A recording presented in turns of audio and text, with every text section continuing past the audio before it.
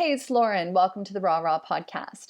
So, on the show today, I spoke with Di Murphy. She is a strategic advisor and high performance leadership coach. We went through so many interesting things during this discussion. We talked a lot about the importance of winning hearts and minds. We talked about the importance of bringing your team along when you are determining objectives and goals for your business. We talked about the key characteristics of high-performing individuals and some of the challenges that they also face. We talked about the importance of having objectives or goals and accountability as well. There are so many takeaways in this episode that if you are at all, interested in being a high performer, figuring out whether or not balance is an important thing to have in your life, and you want some really great resources as well, we go through all of it. So grab a tea, grab a coffee, do your thing, sit on down, and let's enjoy the episode. Here you go.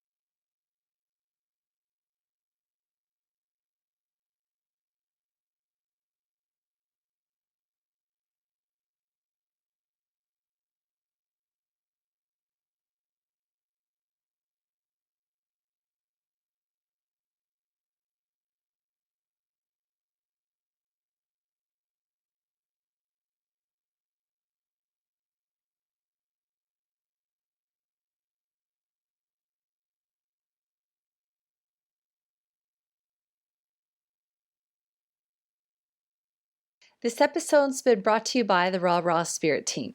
Growing your business is just the beginning.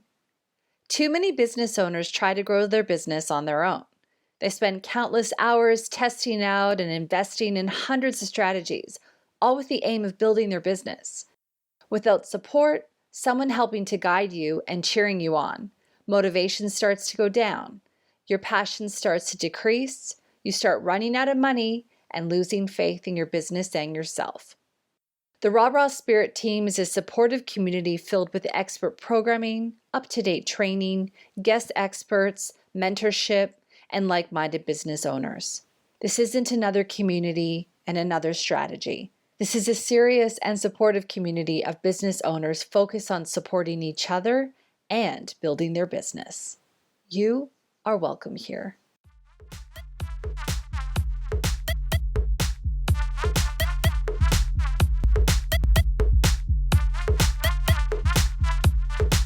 All right, welcome to the show. My guest today is Di Murphy, a strategic advisor and high-performance leadership coach. Di's experience includes strategy development and execution, governance, leadership development, sales, marketing, org behavior and culture, performance measurement, general management, sales leadership, sales coaching, performance coaching, and leading change. Di is joining me today to talk about objectives and outcomes. Are those also called goals? Accountability and performance measurement. Di is joining me from her beautiful home down in New Zealand. And for our listener at home, there is the most adorable King Charles dog behind Di that might distract me for most of our conversation. Except for Di, I know our conversation is going to be so good that maybe not. Welcome to the show. Hi, thank you for that. He is a bit of a distraction, isn't he? He is. So thank you so much for being on the show. For our listeners at home, I mean, obviously off the top, it's really clear that Di is obviously, super qualified, and there are so many different directions that we could go into. One of my favorite things to talk about is actually sales and marketing, because I just think it's so exciting and interesting, and we've got a lot of sometimes issues with pitching and a whole bunch of things. But I'm really going to keep us on task today, Di, so I hope that's all right with you. That's great, thank you. I'd love to know a little bit, I guess, about how your foray into the world of high performance leadership coaching sort of started. I know you run your own business. Can you tell me a bit about that journey and what kicked it all off? Sure, thank you for that. So I guess I started out in the world of sales probably quite young, negotiating with my parents over items of clothing that they didn't deem necessary and I did. So, the art of negotiation probably started at, the ripe old age of 13.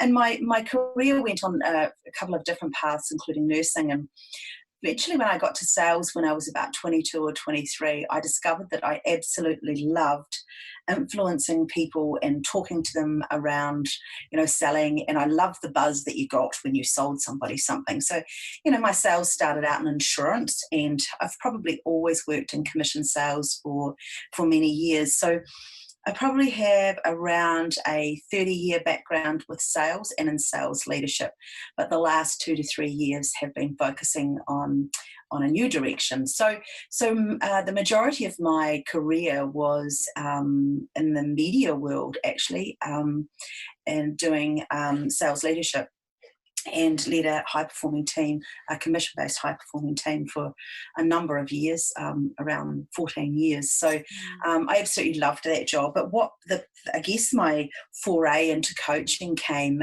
when I decided that I'd had enough of my corporate life, and the company that I was working for, MediaWorks New Zealand, decided that they would like to keep me on as a performance coach for the sales team, for anybody new coming into the company. Wow. So that's I do that for them, as well as coaching many other companies as well. But I've always thought that 60% of a good leader's time should be coaching their people, and in particular in sales. So if you spend your time developing your people, the sales come, as opposed to driving sales and getting your people to do that. I think that the work that you put into your people and your always reaps the results. Yeah. So for me, I guess what I say I am is I'm a bit of a generalist in a lot of different industries and categories. So I'm not a specialist in anything, but I am a specialist in sales coaching and leadership coaching as well. I'm going to do it, Di. Nobody's here to tell me what to do, and it's my show, so I'm allowed to do whatever I want. Can we just talk really briefly about the change in sales culture over the last 30 or so years? I know it's like a really big topic of conversation, but let me just narrow it down. So essentially what I feel is that over the last, I don't know when it became really obvious to me, probably in the last 5 years or so, I really believe that, the whole sales sort of pitch mentality and the way that we go about trying to get new customers and nurture customers and things like that has really changed with the whole concept that we need to provide value first. Do you mind commenting slightly on that? Only because there are a lot of entrepreneurs that are listening to the program.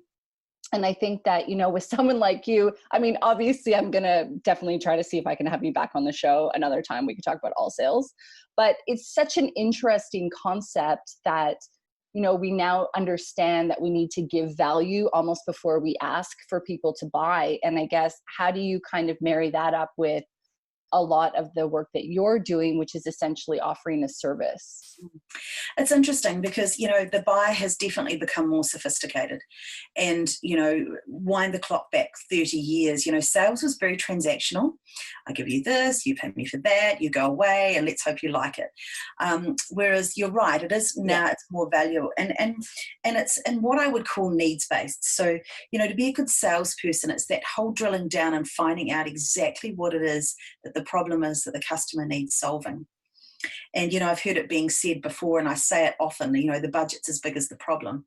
And, if you can find the right solution for that person and have enough intrigue, then that's the way to sell. And I think that, when you talk about value, yes, absolutely, there has to be value, but it's got to be relevant. Yes. Relevant to that person. So if you don't definitely know exactly what it is that they're trying to achieve, I'm so sorry. You just saw another dog run past. Oh. If you don't find out exactly what is relevant, then, for that person in terms of value, then you'll never actually achieve that value, is what I believe.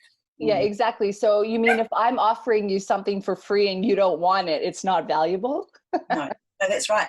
And Yeah. so, I often laugh when I see this buy one, get one free, all the rest of it, and especially with certain items, like, Yeah. well, who's the free thing for? Am I just going to give that away? Yeah. So where's the value for me? So, I think that discounting has just become such a norm, and it's a lazy way to sell. I Yeah. think that if you actually really, truly understand what it is that your customer wants, you don't have to discount. Yeah.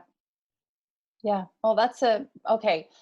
That's a big conversation as well. So I Mm, think we will mm, probably need to, maybe I can coerce you into having another conversation with sure, me, because sure. discounting and all that's really interesting. And then of course, then you can go down the whole avenue of incentivizing and all that sort of stuff. Yes. Is that the same as a discount? So let's Yeah. do that on another day, and, Okay. and I'll bring it back. But thank you for that. Yeah, I do love to see the shifts in perception, Mm, that, is sort of happening in the sales world. So mm. it's great. Okay. So let's talk a little bit more. I know that, as a high performance coach, that you've done a lot of, sort of elite training. Is that what high performance is about? And then how does that kind of relate to normal performance? Okay, well, I guess, high performance is being at your absolute best. I mean, we all go out every day and perform. I don't believe anybody goes out in the wide world work to go to work and not do a really good job. Yeah. But it's that jump, isn't it? It's that jump from being good to great, and Yeah. everybody can perform. Everybody can reach a budget, everybody can reach a goal, but what about those that exceed it? What about those that are curious enough about their craft that they actually go out and learn a whole lot more about it? And Yeah. that's where I believe that people who employ a coach, like everybody should have a coach. I have a coach. In fact, I have two of them, for different reasons. And so I think that everybody needs to have a coach to hold them accountable. Because we talked about before about objectives and outcomes and accountability. All those things come from being coached, and Yeah. also that's what drives that high profession. And if I'm to think about it, especially in the sales arena, that people don't truly look at it as a profession. They bumble into these sales jobs, and sometimes they start out in retail because they think that that's what they want to do, and then they find themselves in a different sales world, and but they don't take any professional training. And you have to quote from the great Stephen Covey, sharpen the saw. One of the 7 habits of highly effective people is that sharpening the saw. And I think whoever we are, or whatever it is that we do, we must always be looking out to make ourselves better in our profession. And so that's what I believe creates that high performance, is those that are willing to go that extra mile, put in the work on themselves, Yes. because they probably already know how to do the job, but there might be some, there's 5 or 6 key areas in sales, as you know. And so, there might be just 1 or 2 that they're not performing in, or it might be in the general management space, or whatever it is that you actually do. There is always an area in which you're letting yourself down a little bit. And if you are honest about it and you go and seek some help, then that's sharpening the saw. I love that. There's this quote that you made me think of by Reed Buckley, and it says, "If you are not continually learning and upgrading your skills, somewhere someone else is, and when you meet that person, you will lose." Mm, mm. And one of my quotes is for myself has always been that I've committed to a lifetime of learning. And one of the things that I discovered about myself early in my life is that I just love to learn, and I love to learn more. And I especially love to learn more about people. And so finding myself in this coaching scenario, certainly, it feeds a lot of needs for me, because I love helping people. But also, I have to become curious about what it is that they need solving. So I have to go away and research that. And, people pay me for my knowledge. Yeah, I love that. So you kind of mentioned there that, some of the characteristics of high performing individuals are really people who are willing to sharpen the sword, so to Mm, speak, that they're willing to kind of, understand that they might not know it all and really put the effort into refining their skills, especially being aware of their strengths and their weaknesses. So can you tell me, maybe some more characteristics of high performers? And, you kind of mentioned that you are committed to lifelong learning. So do high performers need to have that growth mindset? And can something like that be learned, or are you just born that way?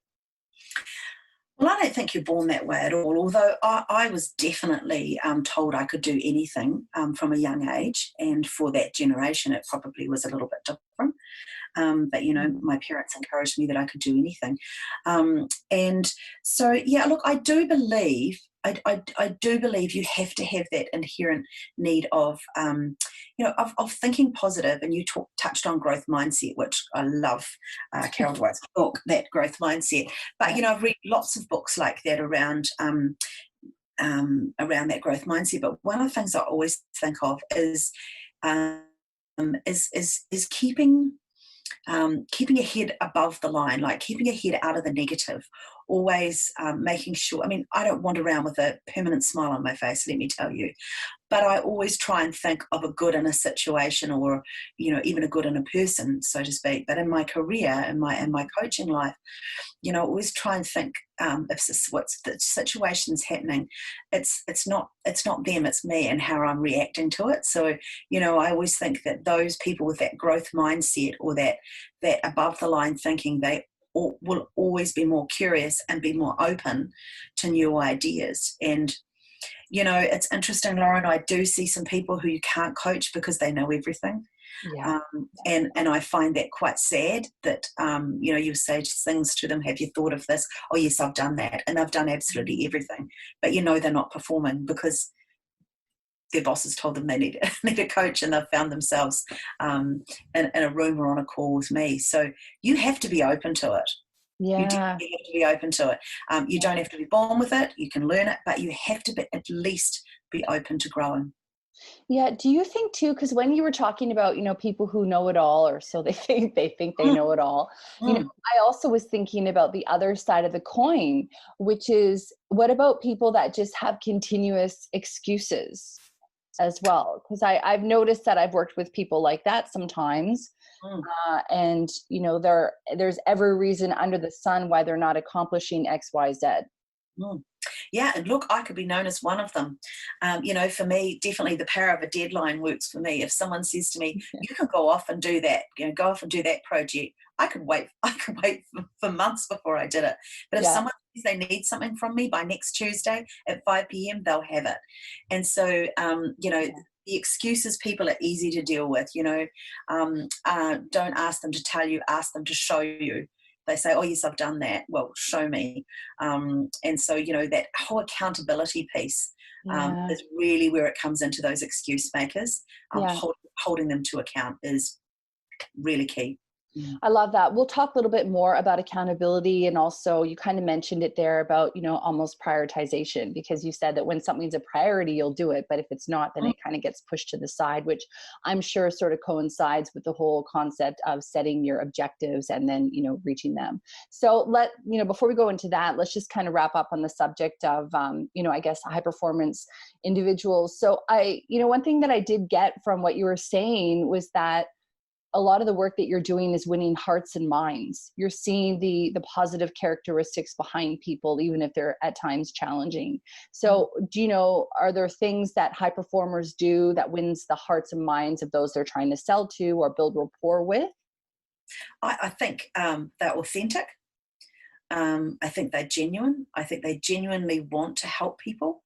I think that it's not what's in it for them so much. It's watching what they go out and do, how that makes their customer or the person feels. That true, authentic self should always shine through. People see through that if you are not that. So, those people that I see that are out doing some really good stuff, they're genuinely good people and they're authentic, but they know their stuff. Right. They know their stuff. Yeah. And people feel that.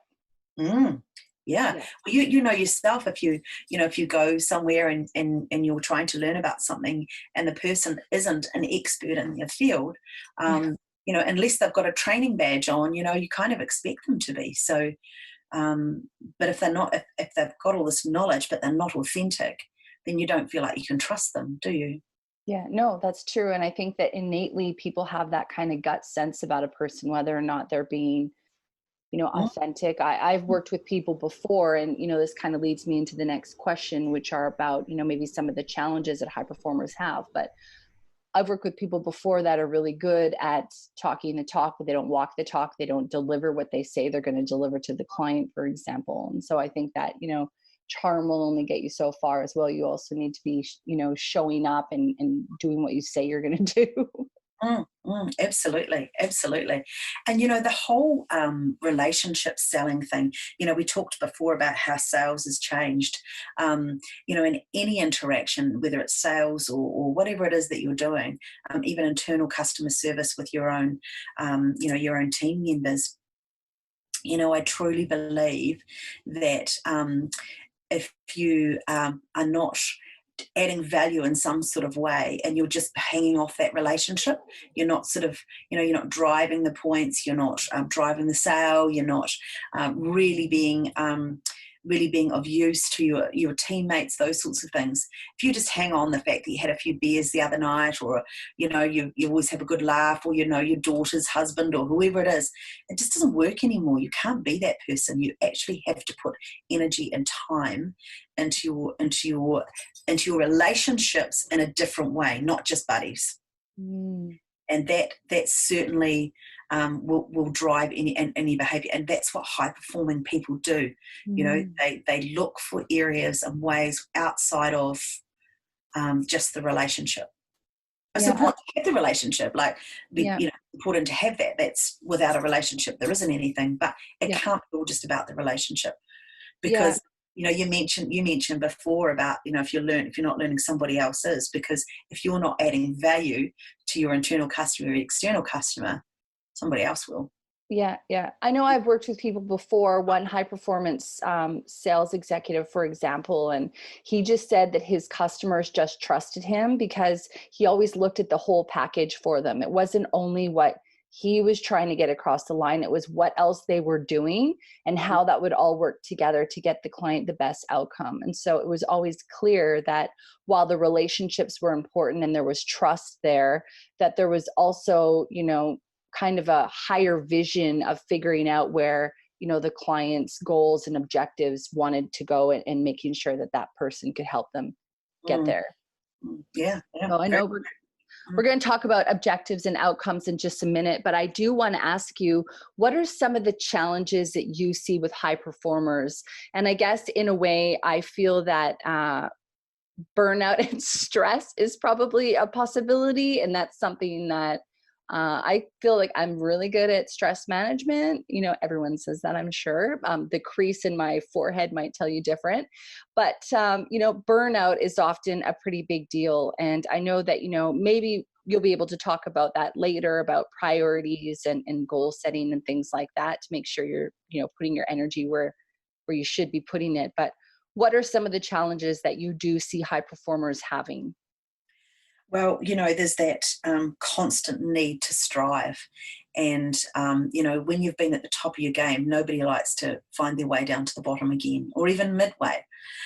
So, the greatest challenge I see is that continuing at that high performing pace without something falling off. Something always has to give. Yeah. And, if you are throwing everything into your work, and, what other areas are you missing out on? Is it your health? Is it your family? What is it? So, we'll talk some more about that whole balance and bits and pieces, as you say. But I do think that is the greatest challenge for a high performing person, is to maintain that, and maintain that at a level where they feel comfortable with. Yeah. Yeah, I guess that's right, because what's good for you isn't necessarily good for me. And I like how you were talking about how, you have coaches yourself. You recommend that people have coaches or someone to help them keep accountable. It's because, one size isn't going to fit everybody. And so I might operate at a certain level. You might operate at a certain level. I might prefer to have more time in one area, and you might prefer to have more time in one area. And it doesn't mean either of us are wrong, because we're being authentic with what our particular needs are. Exactly, exactly. And you can't also live in jealousy of somebody else's life either. And so whatever path they're on in terms of their high performing, that, like, I look at you with your podcast series and I think, wow, I wish that could be me. I wish I could do that. But that's not my journey right now. And Yeah. so whatever it is that you're doing and you're high performing at it, then you have to go on your own. You can't I can't feel envious of anybody, or I'll never try and strive even more to get to what I want. Yeah, I like that. So it's kind of almost saying that you can use those examples as levers or as objectives, goals for yourself. So, and a lot of what you said, the word responsibility came up when you said that for me. Yeah, absolutely. This is our own responsibility. Yeah, it's our own. Yeah, and it's our life, as I say. You can't try and live somebody else's. Mm. Yeah.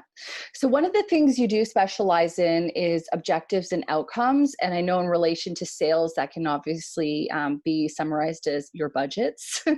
But Mm. can we talk a little bit about why objectives are important and critical to the success of an individual or an organization? And are objectives essentially the same as goals, or are they different? Well, I think I think lots of things about that. I think whatever word works for you for a start off, but either way, it's an outcome that you're looking for. So it's something that you're striving to. So for some people, they set goals and then they set objectives underneath those. Some people set mission statements. Some people, to quote the lovely Jim Collins, the big, hairy, audacious goal. All sorts of people have all sorts of different things. To me, doesn't worry me as long as you're actually doing something that is forward reaching. And I'm not talking about Yes. what you want to do today or tomorrow. I want you to, when high performing people are thinking about where they're going, they're 10 years out, they're 15 years out. What does that mean to me? What do I want to be? Yeah. When I'm 50.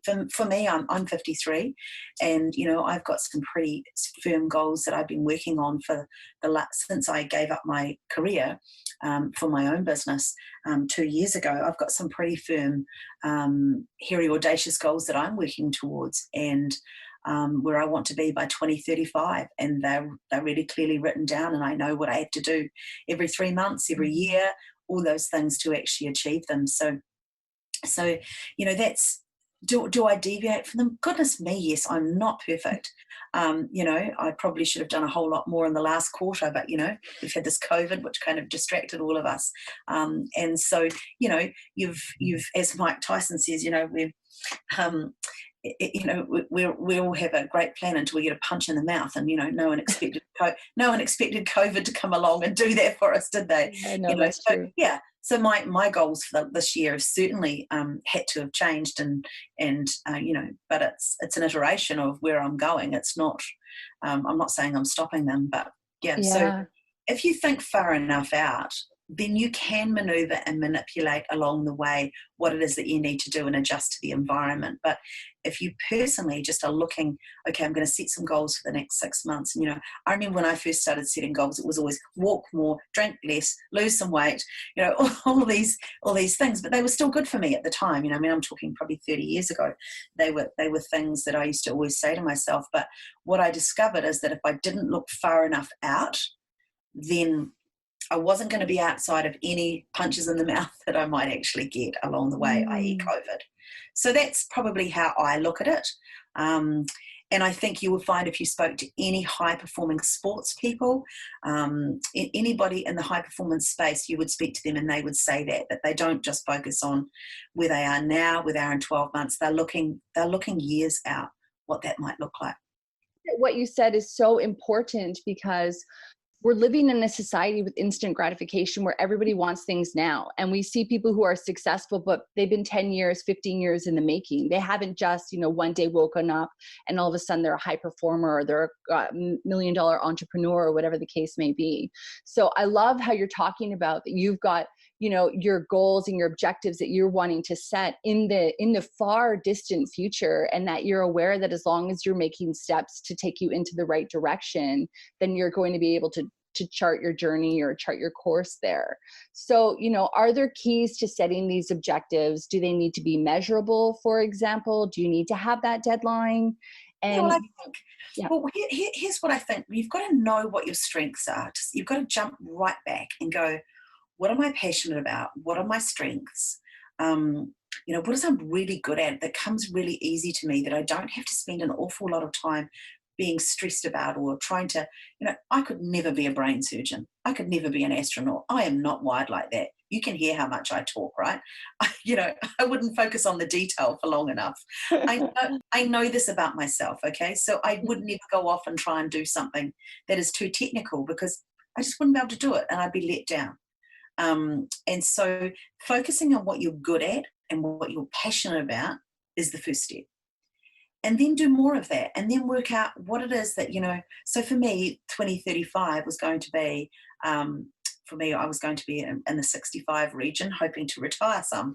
Well, I certainly intend to be, but I will never retire completely. But that was my main goal was what is it going to look like when I'm 65 and what sort of income do I want? So that started to drive it. And then I started to think, well, what am I really good at?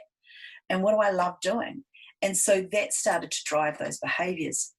But one of the things that I truly believe, if you really want to start setting some goals, think about where you want to be 10 to 15 years, but write down some things you'd like to achieve in the next 2 years, because do you know how fast 2 years goes? It's crazy how fast 2 years goes. yeah, And if you can achieve some simple things in a 2-year period, then you'll actually eventually end up at your long-term goals. But that 2-year space really does is where you should focus on.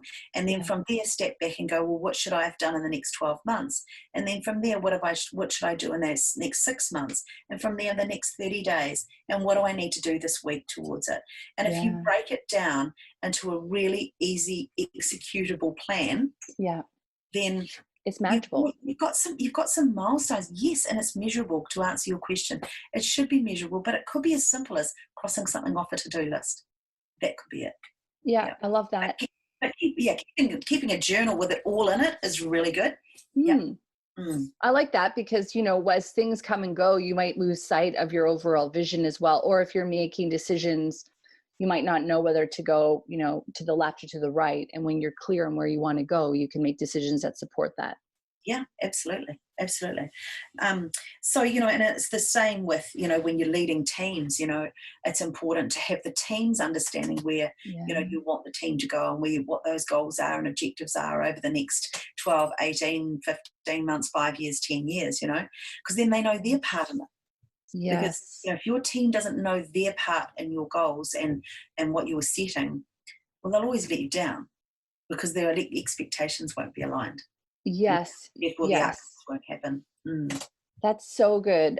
Just before I ask you a question about teams, can you talk a little bit about how important it might be to, adapt or modify your objective as you go? Because sometimes, information comes, COVID happens, people might get down on themselves if they're not hitting their targets. They might have had a total change of heart and want to scrap the whole plan. So how is it important to adapt and modify and potentially even scrap as you go?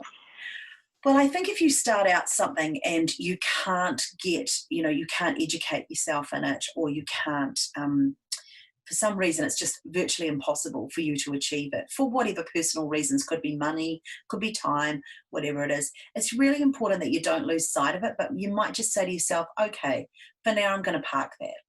So we were talking before we started this around my website, which I haven't got to completing yet. But I gave myself permission about 6 months to go, you know what?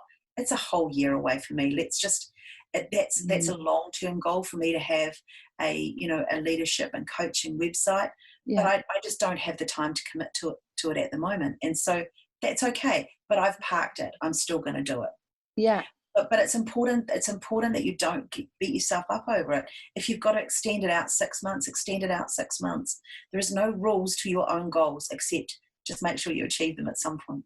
Yeah, I like that a lot. And I think a lot of that just comes down to compassion for yourself and life, because life happens around our business, whether we like it or not. And families, barking dogs in the background. Life happens. You just have to go with it. Yeah, exactly. So you talked a little bit earlier about, kind of bringing teams along as well to, kind of look at the overall objectives of where the company is going. I do want to just ask you a little bit more about teams, and then we'll kind of move on to accountability. But, do you think that bringing your team along, showing them the vision is best done as a group activity where you all get together and work out the vision? Or is it kind of the responsibility of the leader of the organization to tell the team where they want to go? I mean, in your experience as a high performing sales coach, as a manager, did you kind of tell your team, this is where I want us to end up, this is where I want to go? Or did you try to win hearts and minds so they were also part of the process? Yeah, it's a good question, because, and it's not and or, it's and. So, I Right. guess you have to work to the overall company's objectives. So if you're in a middle management role, you have to know what the senior, the leadership team or the board or whoever it is, what it is that they want to achieve. And then I guess your plan in that scenario, as when I was a sales manager, I would then take that information and then go to my team and go, okay, what are we going to do here? Because those that make the plan don't fight the plan.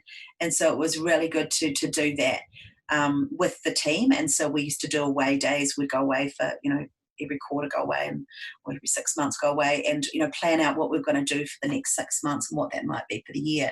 But for me as their leader, I had to always be 2 to 3 months ahead of them to make sure that I Wow. was constantly thinking of new ideas for them, stimulating that conversation with them, going, hey, this is coming up in December. What do you think we should do? So looking out and making those decisions, but how we actually played at it would come down to the team. And the second side of that is, if you are the company leader, it's really important that you do especially if you're a large corporation, that your entire company understands the strategy and the purpose and the values and where it is that you're all going. Because I see a lot of large corporate companies don't work with too many of them, because obviously they don't line up with me if they don't think like that. So I don't want to be part of that company.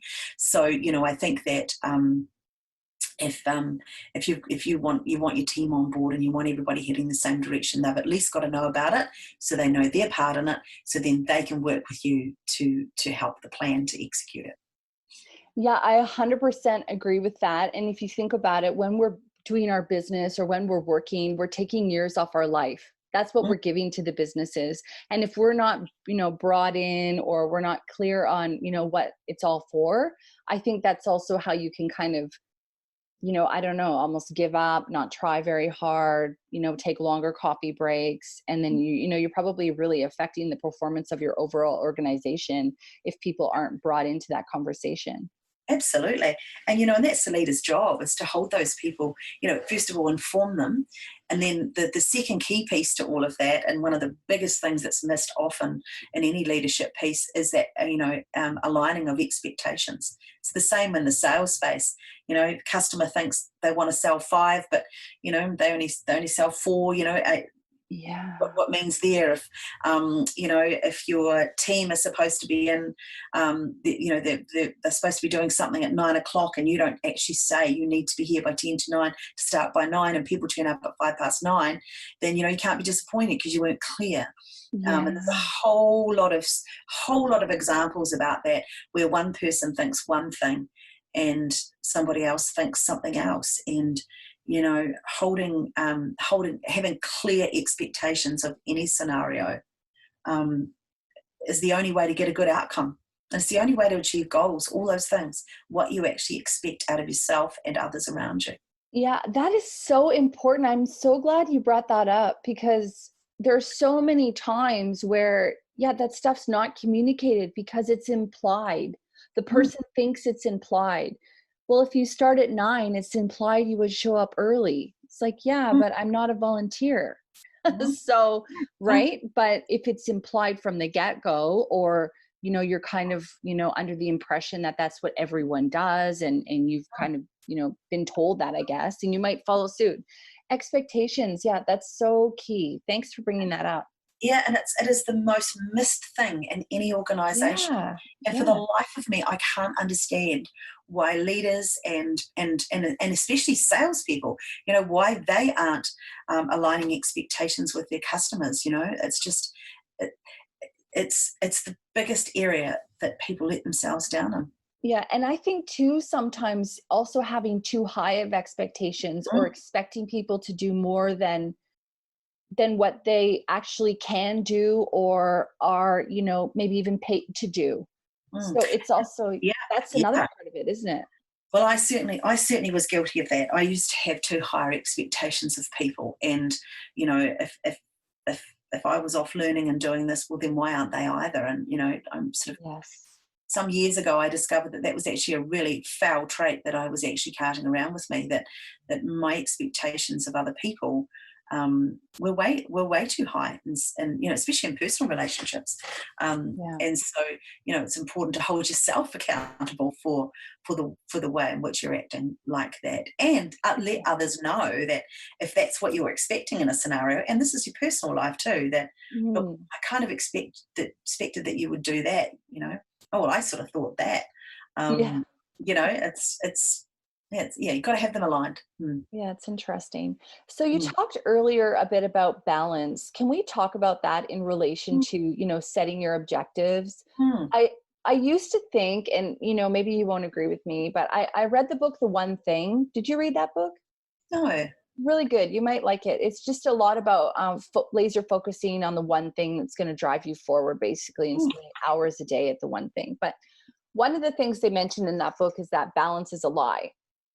And I thought that that was a really interesting, kind of statement because they were talking about how I always thought, I guess, before I read that we needed to have all of our little quadrants, our mental, physical, emotional, and spiritual boxes. They all needed to be ticked balanced. They needed to have, the same amount of ticks in each thing.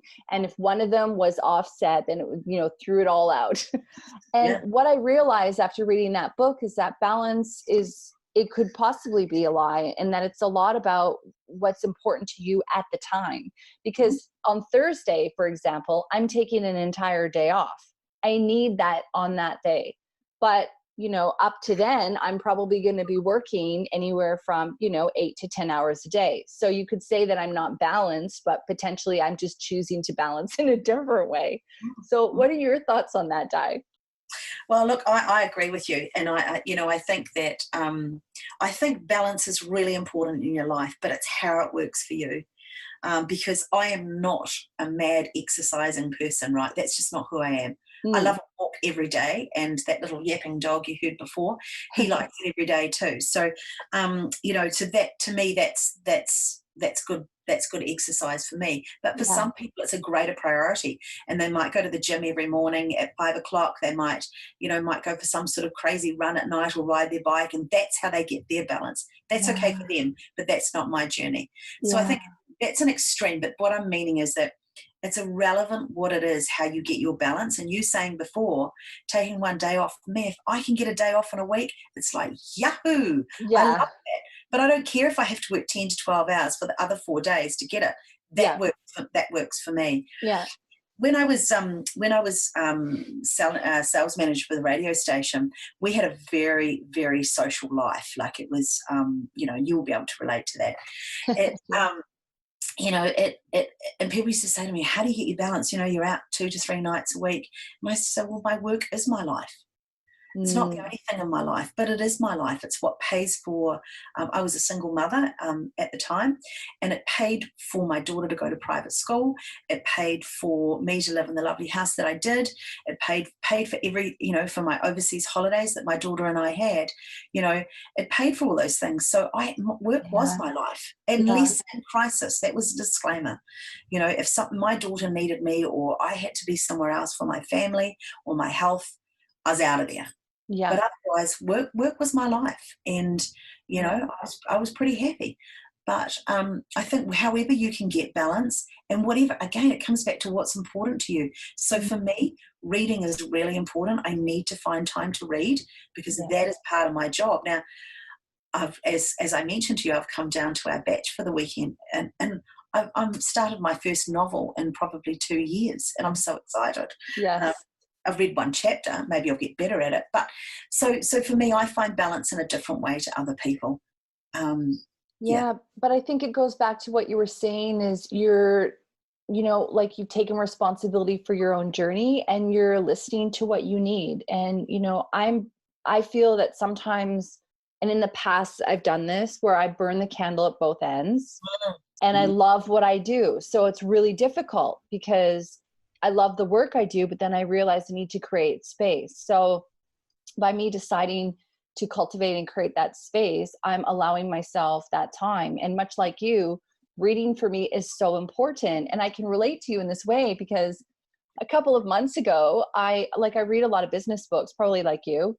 And I decided, you know what? I'm going to read myself some fiction for a while. And it was just the best because I needed to give myself a bit of that time. Reading is something that I got joy from.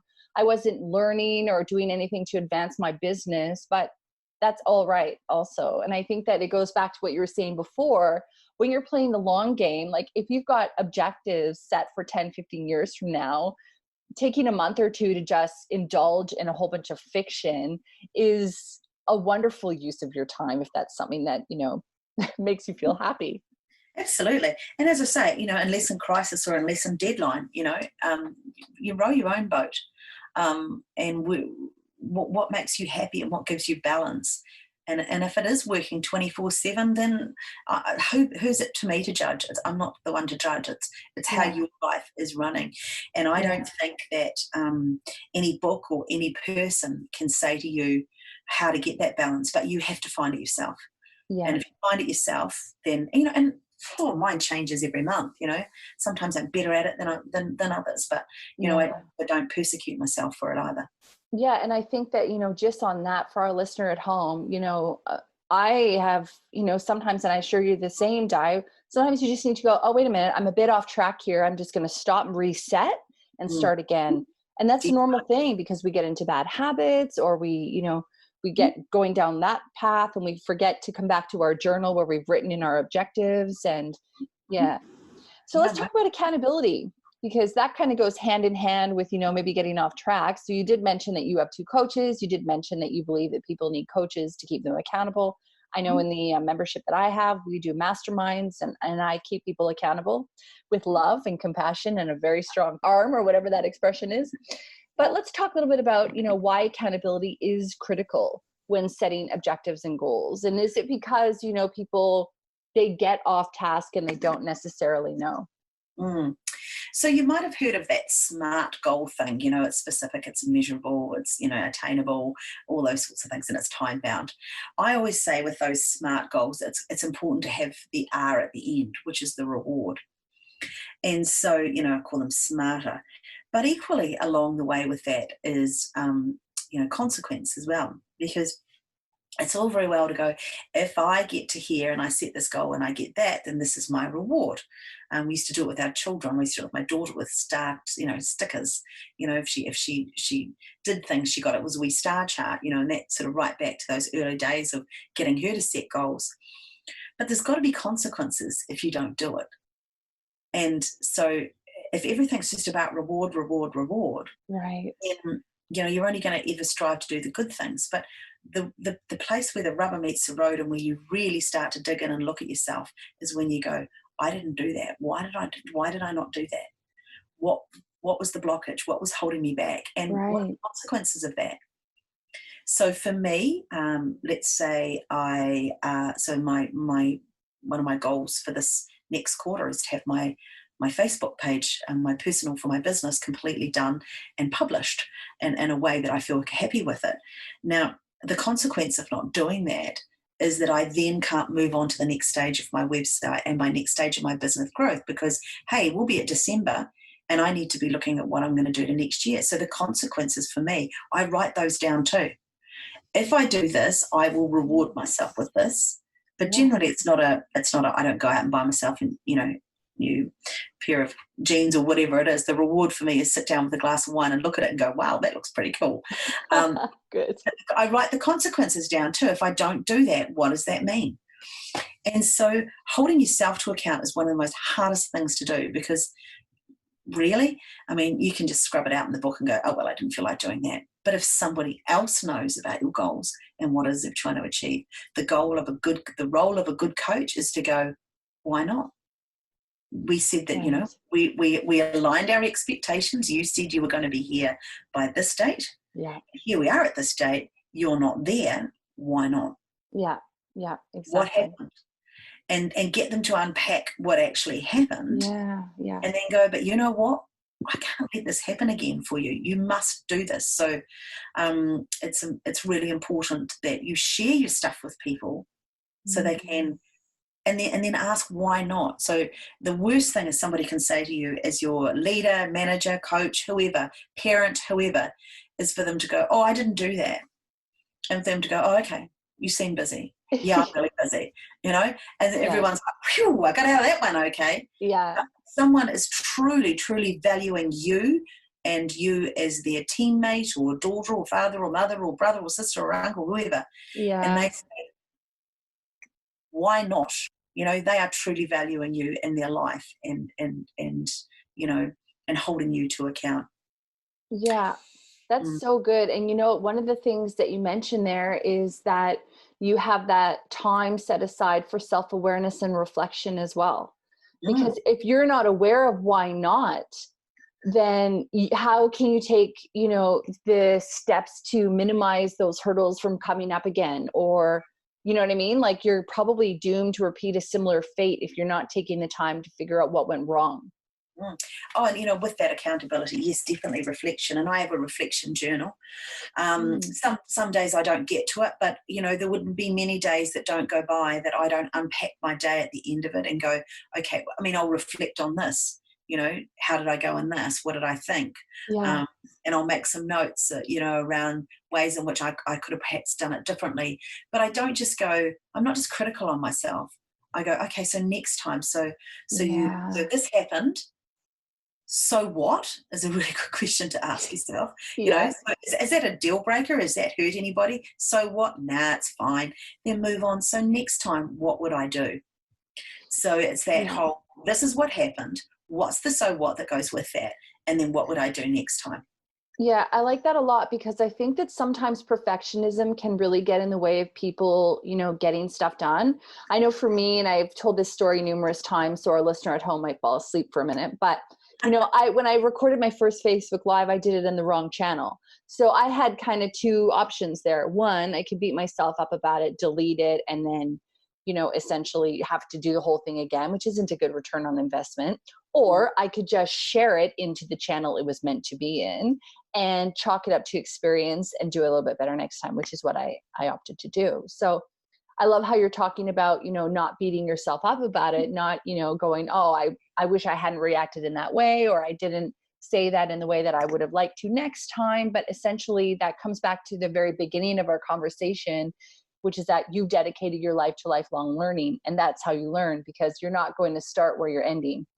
No, no, no, you're not. No, not at all. Not at all. And Yeah. it's okay to get it wrong sometimes. I loved your Yeah. story.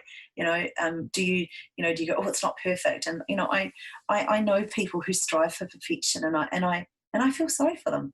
That's the path that they have to go on, as opposed to just giving stuff a try. What could Yeah. possibly go wrong?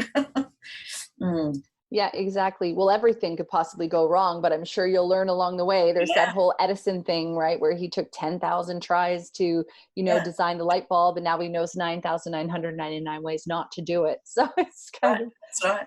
kind of And he was similar. an overnight success. Yeah, yeah, exactly. I love that. That's so good. So listen, we're kind of nearing the hour. I do want to end by finding out, who are some of your biggest influencers. I especially love talking to people who are well-read like yourself. You did mention Stephen Covey and Carol Dweck. Just before that though, Di, is there anything that I didn't ask you that you wanted to mention now? And how can people get a hold of you to find out a little bit more? Okay, so yeah, I do have some influences. I'm a big fan of Jack Daly. He wrote Hyper Sales Growth, and he's the craziest sales guy I know out of America. So I've Okay. always followed him because I admire his journey, and so I choose. If you really want to get somewhere and be like somebody, then become really curious about them and find out how they actually got there, and Yeah. and what was their journey, which is what you're doing, by interviewing a whole range of people. I've listened to some of your podcasts in the last week. And I love the one with your best friend around from America. I think you've been best friends for 37 years or something. I love that. Yes. So, you know, so if you like what somebody's doing, follow them and get really curious about it. You know, I'm also, I'm a lover of reading. And I think that, you know, people recommend books to you, if you don't really enjoy it in the first 2 chapters, don't persevere there, because it's obviously not connecting with you. 100% agree with that. Can I just say, I 100% agree with that. Again, I'm saying it twice because I just think that when you spend time reading a book that is not connecting to you, you are losing hours off your lifespan, and totally it is not worth it. No, so I have this, if I don't connect with it in the first couple of chapters, I go back to the contents page and I go, okay, well, what might be interesting? And then I'll go and I'll read that. And then I'll go, okay, so you can go back in the bookshelf now. I never thought of doing that. That's a great idea. Yeah, Thank you. To do that. Because often there will be something in there that you're going to get something out of. So So how can you connect with me? Well, because I do not have a Facebook page for my business at this point. I will have in about a month's time. The app, Holding Myself to Account, you can hold me to account for that. If it's not up there in a month's time, you can tell me off. Yes. But you can get a hold of me at dimurphy2020@gmail.com. And I would welcome any of your listeners to ask me any questions or anything like that. I'd be more than happy to do that. You know, it's pretty cool actually, Di, is by the time this airs, it will be around that time, 1 to 2 months from us recording. So you actually have all the time, you have some time to get that in place. So that means that I will actually leave all this stuff in the show notes. So our listener can just go there and you will be able to see Di's Facebook page, which will be there by the time this airs. So there you go. That's kind of exciting. Just what happened right there. The power of a deadline. There you go, girl. There you go. I love that. Wonderful. I love that. That's wonderful. Well, thank you so much. I love having these conversations because I think it's just so important to understand that, you know, there are different perspectives out there, that we're all, you know, on this journey. And, you know, you definitely gave away so much value. So I really appreciate that, Di. And I wish you all the best. And I'm looking forward to see your Facebook page up as well. So, you know, I'm rooting for you for sure. Thank you so much. And thank you so much for your listeners, you know, for hanging in there till the end. If you're still there, I guess you've found some value in it. So yeah, if you ever want to reach out and ask me any questions, no expectations at all, just love to hear from you. So thank you so much for your time today, Lauren. I love that. Thank you. Hey, thanks so much for listening. If you enjoyed the episode, please do leave us a review where you listen to your podcast and share it with your friends. New episodes every Monday.